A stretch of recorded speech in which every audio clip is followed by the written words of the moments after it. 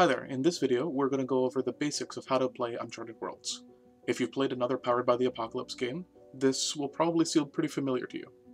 The core gameplay loop of Uncharted Worlds is a conversation between the GM, who controls most of the universe, and the players, who each have their own individual character. It starts with the GM stating a situation or a problem, and then prompting the players to get involved in some way.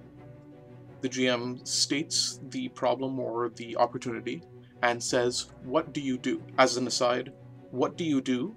that phrase is the most important prompt in the GM's toolbox, but there are many other prompts that we'll go into in a later video. Once prompted with "What do you do?", the characters then have the opportunity to express what they think of the situation and, more importantly, how they interact with the situation.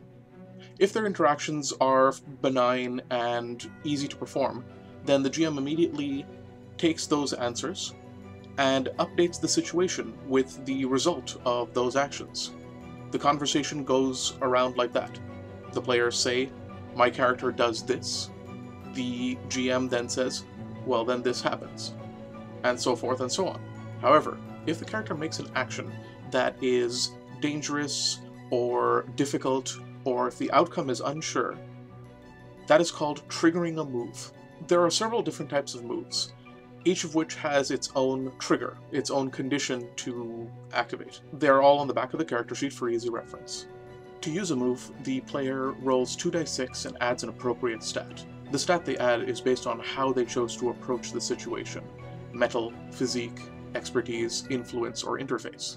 The result of the roll will tell the GM how well the move succeeded, and also what possible consequences there might be. If the player rolls 10 or more on the move, which is called on a 10+, that is considered a success. The character does what they had intended to do, what they had described. On a 7 to 9, if the roll is 7, 8, or 9, the character succeeds, but the GM will inject consequences. There will be choices, there will be costs.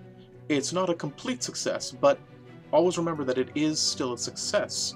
If the roll is 6 or less, that is considered a failure. However, it's not like in other games where a failure is a stopping point. Instead, a failure adds new challenges and new opportunities entirely within the GM's control. While the player may not have succeeded, their action will still have important impacts on the world, just not the way that they wanted to. For example, let's say that the character is levering open a grate to get into a secure compound. Now, everyone knows that there are a number of things that could go wrong with this. There could be a patrol that happens by, there could be a security system, etc. The GM says that this is a simple face adversity. Face adversity is the most common move that will be triggered, because it is the catch-all move. So the GM says that this looks like a face adversity using your physique. You're using your physique to rip open the grate and climb in, and try to do it quickly enough that you don't get caught. If the player rolls a 10, they lever open that grate, and they crawl inside and get into the compound. And then the GM can say, "What do you do?" The story continues from there. On a 7 to 9, they still succeed in opening the grate. That's fine. However, there are consequences or costs that are going to be associated with that.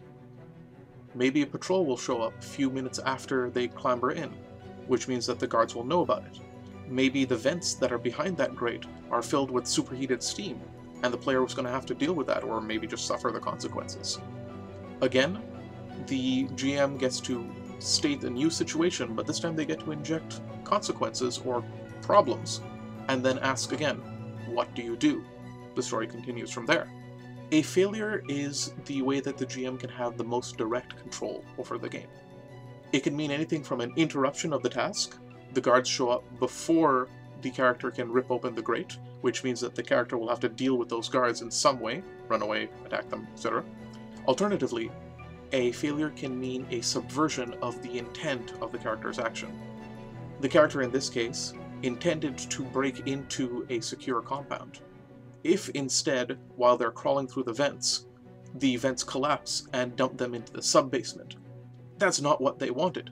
They got to open the vent, yes. They got to crawl through them, yes. But they didn't end up where they wanted to.